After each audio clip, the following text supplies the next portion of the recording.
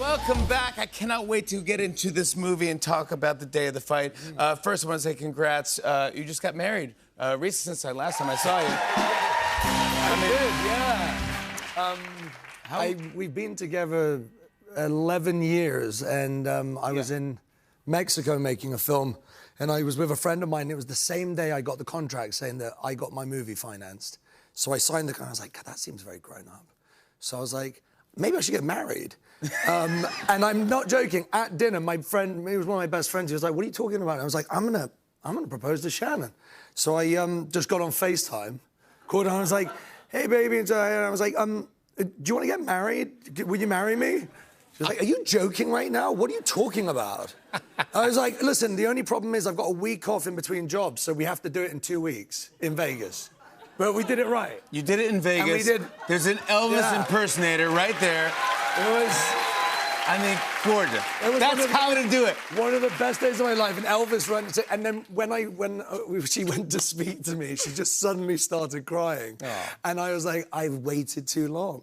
No, it's beautiful. I waited for so long. I felt so bad. It's perfect. Beautiful. Congratulations, Thank you, beautiful bride. I want to talk about your film. This is your directorial debut.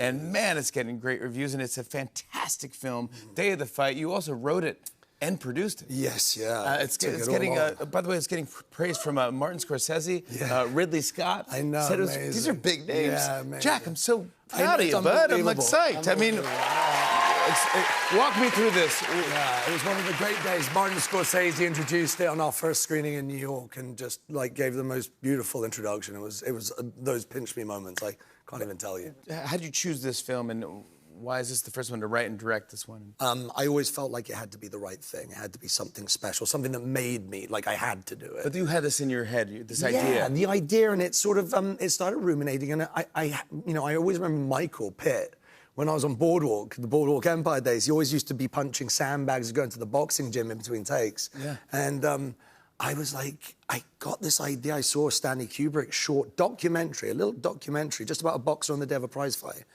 And I said, all the films I loved growing up, the story itself was simple, but it was the human aspect of it that made it complex. It's that they just turned it up a notch and they added something into it. So I said, well, what if this day was his last day and he's the one going into the fight with the knowledge that this is going to be No one else knows. Nobody else knows. The boxer has a fight of his life. He's finally getting... This is the one, man, and it's a whole day of... you know, if you only had one day left, what would you do? Who would you go speak to? What would you say? And that just took me down this sort of mad, amazing sort. It's very gorgeous. Beautiful, very it's hot. Beautiful, gorgeous. And obviously, your grandfather is John Huston. Yeah. Amazing director as well, and everything. Yeah, absolutely, legend.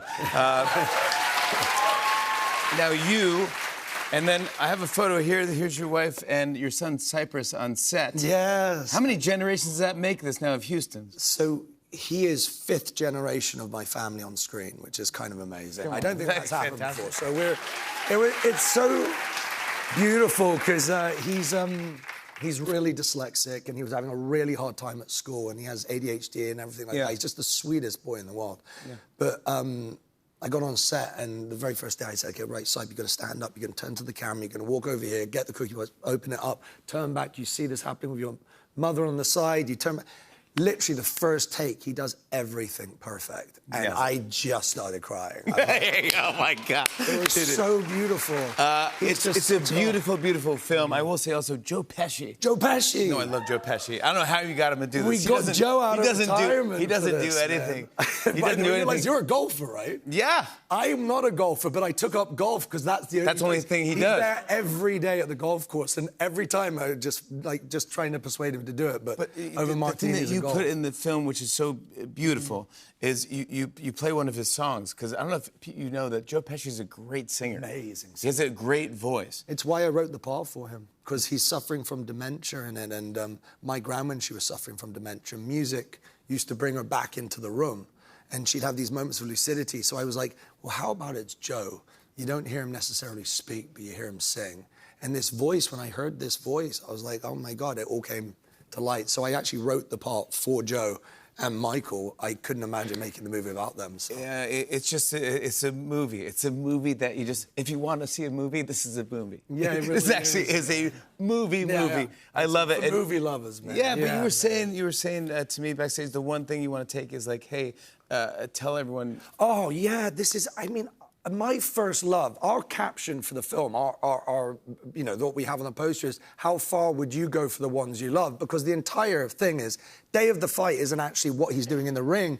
He's fighting for everybody else. He's fighting for everybody in his life on this one day. So I said, you know, if you love film, independent cinema, where we're at, it's a really difficult time for films like ours, you know, because they're beautiful, they get amazing reviews, and we've got 100% with top critics, and we really need people to come up and show up for this. So I said, well, if you love the film, and I hope you love the film, but take someone you love to see the movie. It could be a best friend, it could be a mother, a father, a mentor, a grandparent, a kid, a complete stranger. Do an act of kindness, because you won't just be supporting the film, but you'll be supporting independent cinema and showing somebody that you love them, which I think is really important right now. So Good for you. I think that's the best. Do it. Buy a couple of tickets. Buy a couple of tickets to Day of the Fight. I want to show everyone a clip. Here's Jack Houston's new film, Day of the Fight. Take a look.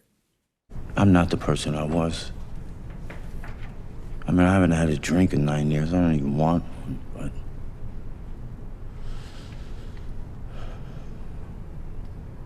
whatever I've done, it doesn't change the past. And, that's what, people remember. I think people, and by people I mean the people that really matter in your life, are far more willing to forgive than you might expect. Oof, it's so good. Jack Houston, Day of the Fight is in select theaters now. More Tonight Show after the break. Stick around.